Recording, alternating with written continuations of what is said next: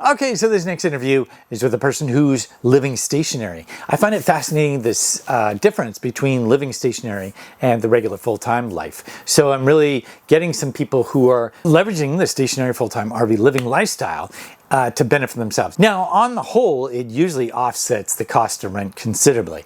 There are different considerations you have to keep in mind, but on the whole, even if you have to make payments for your RV, you're going to be offsetting your rent either because you are no longer giving away somebody else and you can then use the RV that you're making payments on for other things, or you can actually sell it and recoup some of your costs. Now, that said, RVs themselves, as soon as you take them off the lot, obviously, just like a car, they decline in value, and you really have to be careful with the dance of having an RV, how long they'll last, the type of RV you get, and so on.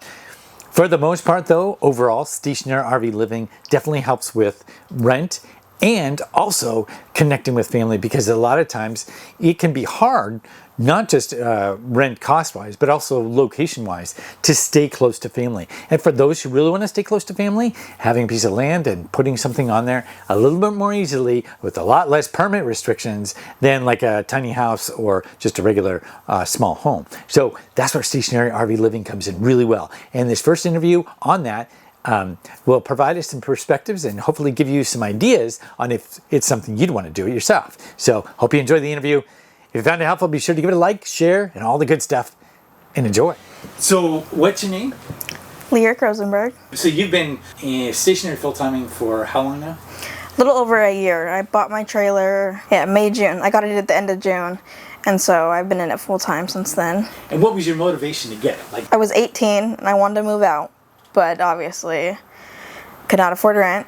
So my parents looked into cheaper apartments and stuff like that, and they were never like pressuring me to move out, but they're like, if this is what you want, then we'll look more into it. And so then we finally saw, like, on TikTok, everybody was like living in full-time RVs and stuff like that at like RV parks, but obviously I didn't have to go into an RV park, so my parents said that it was perfectly fine that they parked me in their backyard. Oh, and there was enough room and all that kind of stuff. Oh yeah, we have an acre. Yeah, nice. So there's enough space. And they wouldn't drive you nuts, you know, no. in there and everything like that? No, yeah, my parents ended up having another baby, so the baby took over my bedroom, so it was like I had to go somewhere else. So it's been a pretty good experience overall? Yeah, it's been good. Yeah, from the first time that you started till now, has your perception of the lifestyle changed a bit? In a way. I was in it for a while, and then I met my boyfriend, and he had an apartment with his brother, and so I started staying with him more because it was easier. I didn't have to worry about dumping my tank or anything like that, and worried about being in the shower for too long because then the water gets cold and things like that. So like at his apartment, you can run water for however long you want. You could take a really long shower, or you can flush the toilet all the time and not worry about clogging up your tanks with toilet paper and stuff like that. So I mean, there's a lot that goes into it, a lot of research people should do before they move into it and make that decision. But other than that, now I'm back in my trailer full time again, and I'm starting to love it more and more. Why? I don't know, just because I'm at home, like I'm still with my family.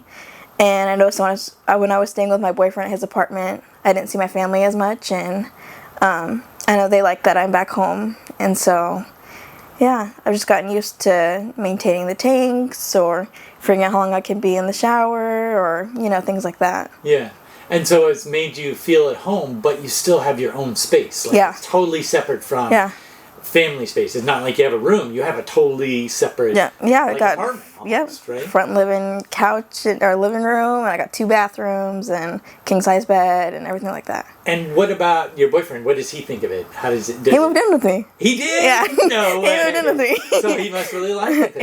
Yeah. He still has his lease isn't over yet at his apartment, but it's like even being at the apartment, his brother and the brother's girlfriend was there, so it was like, I don't know. We were just all kind of there. It was kind of awkward sometimes, but now we're in my trailer and my family's still there. So like I get to go home and eat dinner with my family, but at the end of the night, I'm like, hey guys, I'm going home. I'm always like, drive safe.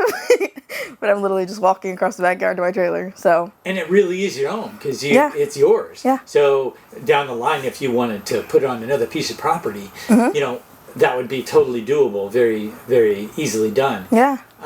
That's excellent. So what kinds of things would you do differently if you were going to do it again? Probably look more into closet space. Okay. I have a lot of clothes. So even last night I was like going through all my stuff and figuring out what I can donate just to make more space and stuff like that with the holidays coming up, and I know I'm going to get some more clothes, and I've been purchasing more clothes for myself since it's winter time and stuff like that, and so I ended up using like the outside storage spaces. I have like the plastic tubs with like my summer clothes in them right now, and then once winter's over I'll put away all my jackets and I'll bring back all my summer clothes and stuff like that. So definitely just more storage space. I'm like using one of my kitchen cabinets where the island is as like my shoe closet. So I've got all my boxes of shoes down there. So yeah, I don't know. Everything right now is fine though. Like I have 1.5 bathrooms and literally front living room. So it's like my living room's separate from everything else, and it's super nice. And having your boyfriend in there hasn't crimped everything. You don't feel. I had to move some of my clothes. Other than that, it's fine. It's fine. Yeah.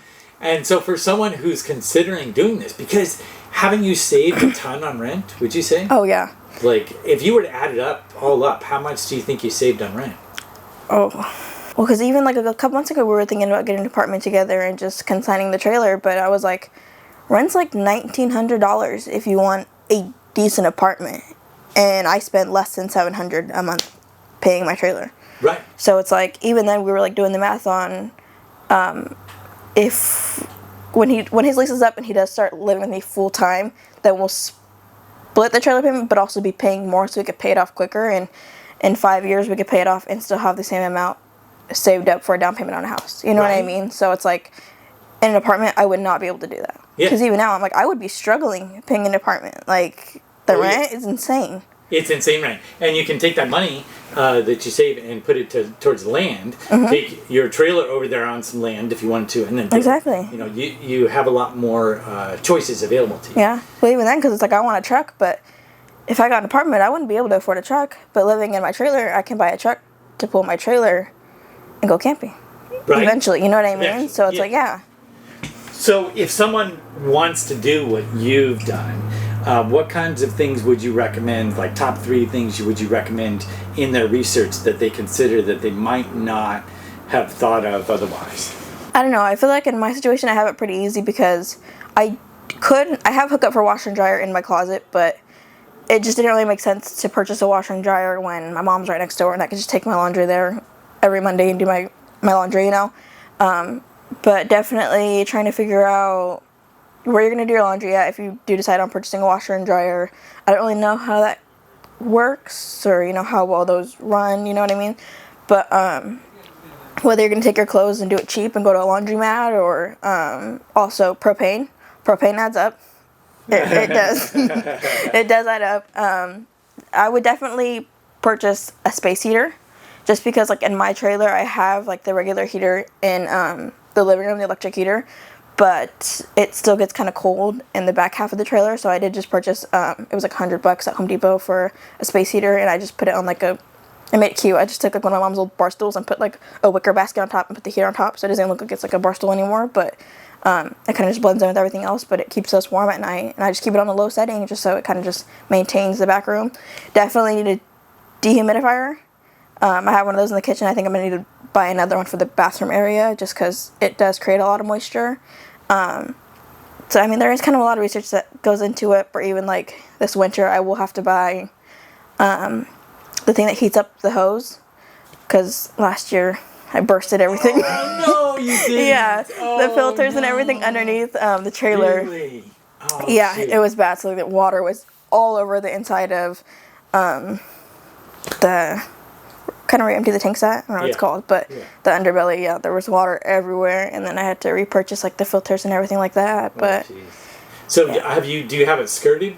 Are you gonna do No, I actually just had my uncle come from Eastern Washington to bring me a bunch of insulation because he works on like roofs and stuff. Mm-hmm. So he had like a bunch of extra products and stuff like that. So I was like, So you're gonna make a skirt from that, maybe? Yeah, because RV skirting is expensive. It's like thousands of dollars. It can be very expensive, but if you can. I've seen different ways of doing it alternatively.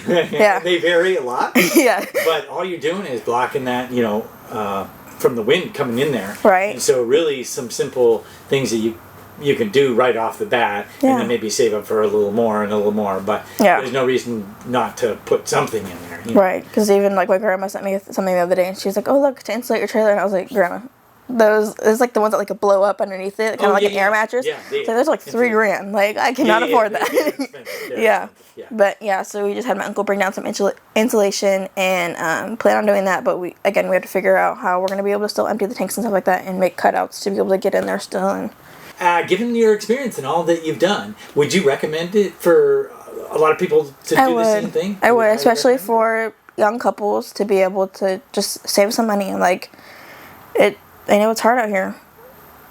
It is. Yeah. Life's expensive. Apartments are expensive. Yeah. So yeah, definitely if you can. I know even some RV parks are around $700, so it's still a lot cheaper than paying rent. Might not be as fancy, but it lets you save some money. Yeah. Yeah. Well, thank you. Any other thoughts that you want to give to the audience for anything to do with stationary full-time RV living, or any last thoughts? No, I think you just need to be really open-minded and think about your future.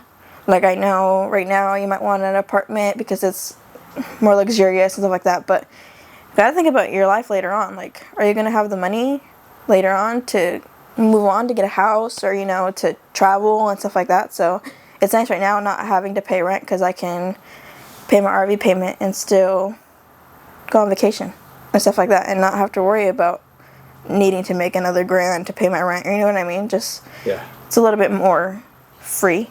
Yeah. Get to do a little bit more. Nice. Yeah, gotta be open-minded. Open-minded. Yeah. That's good advice. Thank you very much. Welcome.